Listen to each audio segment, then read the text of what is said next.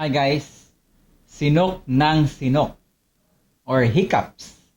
So sino sa inyo ang sinukin? Yung halos maya't maya, halos araw-araw, sinok ng sinok. So kung sa bata, parang okay pa, di ba? Pag sinisinok yung bata, lumalaki lang yan. Sinok laki, sabi nila. No? Pero pag may edad na o pag senior, parang hindi na maganda, nakakairita yung sinisinok ka palagi. So ano ba yung ginagawa ninyo kapag sinisinok yung isang bata? 'Di ba? Sabi iba, ginugulat. Diba? Dok, ginugulat ko yung bata para mawala yung sinok. O kaya nilalawayan. Yung iba naman kumukuha ng sinulid na puti at nilalagay sa noo. So in that way mawawala ang sinok. So, iba't ibang paraan. Pero, iisa lang ang problema. Di ba? Yung sinok ng sinok. Yan ang pag-uusapan natin ngayon sa video na ito.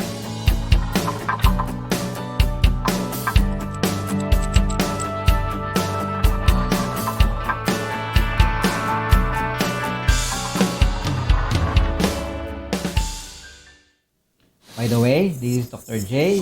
And tayo ay nagbibigay ng mga health information, mga health tips na kapag meron kayong kondisyong medical o may nararamdaman, ang tanong ng bayan, what to do, Dr. J? So una, paano nga ba tayo nagkakaroon ng pagsinok? By definition, ang pagsinok ay epekto ng pag-contract ng ating muscles sa diaphragm hanggang sa intercostal muscles natin at pagsara ng ating larynx. So, nagkakaroon, it's a reflex. So, parang automatic na. Kapag may na-sense yung ating mga ugat o nerves na located sa stomach, sa sikmura o sa diaphragm, nag-i-elicit ito ng contraction o yung paggalaw ng muscle. So, yung diaphragm, ito yung pagitan ng baga at tiyan. May muscle tayo dyan. Diaphragm yon. Plus yung intercostal muscles natin. Ito yung mga muscles in between our ribs. Okay? And then, yung larynx natin, yung kung saan lumalabas yung ating boses. So, yan ay nagko-contract. At pag nagsara yung larynx, yung hangin na papasok doon, pag nagsara, ayan, nag-produce siya ng sound. Ang tawag doon ay hic sound. Kaya ang tawag ay hiccups o sinok. So, bakit ba nagkakaroon niyang pagsinok na yan? Maraming dahilan kung bakit ang isang tao o isang bata ay laging sinisinok. Isa na dyan ang presence of infection. Kapag may virus nilalagnat o kinapitan ka ng any virus sa katawan, pwede itong mag-trigger ng pagsinok. O kaya naman, meron kang acid reflux. Yung acid reflux, isa rin yan sa pwedeng maging trigger ng pagsinok. Yung mga nagkakaroon ng heart attack, yung sumasakit yung dibdib, tapos nagkakaroon ng pagsinok, yan. May relation ang sinok sa atake sa puso. May relation din ang sinok sa stroke. At meron din nagsisinok kapag may neoplasm o may bukol na pwedeng cancerous. So, napakadaming dahilan yung spectrum niya.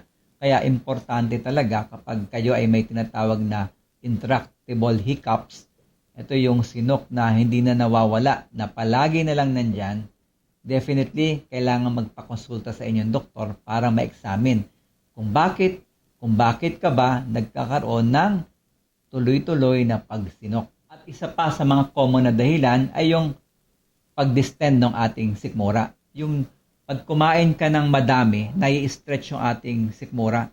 So yung pag-stretch na yan, pwede din yan matrigger yung nerve natin dyan at mag-elicit ng sinok. Yung mga may acid reflux, so nagtitrigger din yan ng sinok. Okay? Yung mabilis kumain. So dapat dahan-dahan ng pagkain. Kasi pag mabilis, may stretch agad ang sikmura, ma-resistance ng nerve natin yan ng ating ugat at magtitrigger yan ng reflex. Papunta sa brain, magkakaroon ka ngayon ng sinok. Yung pagkain ng maanghang, yung may hilig sa mga sili, mga spicy, pwede rin siyang pagmulan or magiging trigger din siya ng pagsinok ninyo.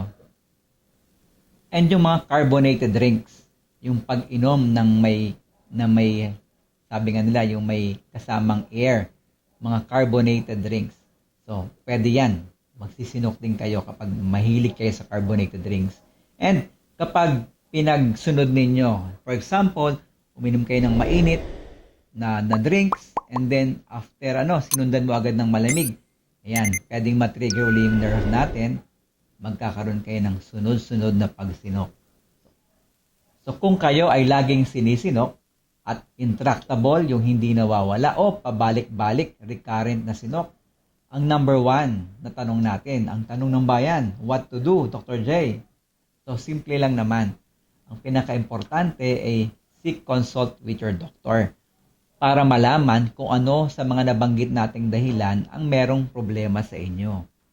Yun ang pinaka number 1. Second is may mga remedies, home remedies tayo na pwede ninyong gawin para naman mawala yung inyong sobrang pagsinok. May mga literature kasi na kapag sobrang sinok, ang ginagawa nila, nagkakaroon sila ng nerve block.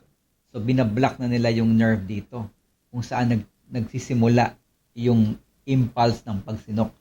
So pag block yon, hindi ka na sisinukin. Pero meron tayong mga home remedies. So ito yung ating mga home remedies. Number 1 is holding your breath. So ipipigil ninyo yung inyong paghinga ng pwede kung aabot ng 20 seconds para maputol ninyo yung impulse, yung reflex na yan ng pagsinok. So ganito. So pipigilan ninyo yung paghinga hanggang 20 seconds. Kung mas matagal, mas maganda. Pero wag naman sobrang tagal. Baka naman kung ano mangyari sa inyo. Hindi lang sinok ang magiging problema natin. Okay? Wag na nating dagdagan yan. Okay? So, hold your breath for at least 20 seconds. Second, aside from holding your breath, pwede ring maximal inspiration for 20 seconds. So, hihinga ng malalim, bibilang ng 20.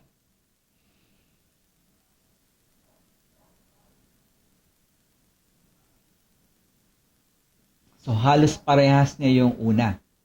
Hihingang malalim, bibilang ng 1 to 20. So, ayun. Pagka ginawa niyo yun, pwedeng mawala yung inyong pagsinok. At kung hindi pa mawala, punta na kayo ng kusina. Punta ng kusina, maghanap kayo ng isang kutsaritang asukal. Doc, brown sugar o white sugar, kahit ano. So, isang kutsarita, subo sa bibig. Yun, kainin ninyo yung isang kutsaritang asukal. In that way, mag-sense ito ng ibang sensation. So, pwedeng ma-stop yung reflex ng hiccups. Or, yung lemon. So, hanap ka ng lemon. Siyempre, bihira naman ang lemon sa kusina. So, kalamansi. So, hanapin yung kalamansi. Ipiga sa labi ninyo. Ayan, ang pakaasim. Makakalimutan na ninyo yung sinok. O kaya naman, pwede rin yung ice chips. So, punta sa ref. Kunin yung ice cubes sa magbabad ng yelo sa bibig. So, yung cold niya, yung sensation, pwedeng mag-send ng signals yan sa ating mga nerves. Puputulin niya ngayon yung reflex ng hiccups. And last, pwede nyo i-apply yung knee-chest position. So, yung dalawang tuhod ninyo, iakyat ninyo, ganyan. Tapos, idudugtong ninyo sa inyong dibdib.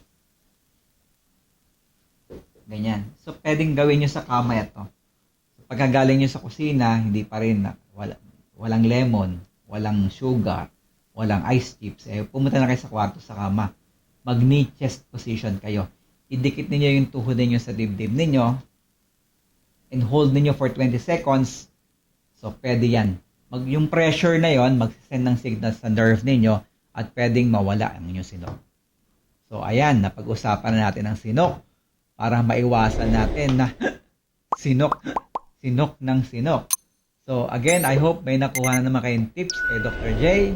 At sabi ko nga, kung kayo ay may problemang medikal o may pinagdadaan ng medikal, ang tanong ng bayan, what to do, Dr. J?